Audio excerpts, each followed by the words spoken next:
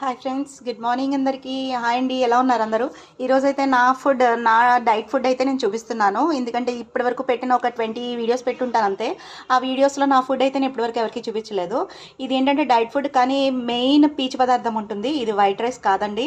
ఒకసారి చూస్తే మీకే అర్థమవుతుంది. ఎలా తింటారు అని చాలామంది అడుగుతారు, బట్ నాకు అలవాటైపోయింది. దగ్గర ఒక 4-5 ఇయర్స్ నుంచి అలవాటైపోయింది. దానివల్ల ఫస్ట్ అయితే స్టవ్ వెలిగించుకొని బాండి పెట్టుకొని దాంట్లో ఒక్క స్పూన్ ఆయిల్ వేసి జీలకర్ర వేసుకోవాలండి.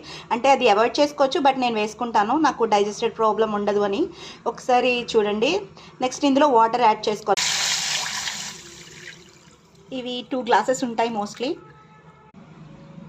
ఇవిగోండి, ఇవి బాగా ఫస్ట్ మనం బాయిల్డ్ అవ్వాలి. బాయిల్డ్ అయ్యాక నేను వాడే పదార్థం ఏంటో చూపిస్తాను, నా ఫుడ్ ఏంటో చూపిస్తాను.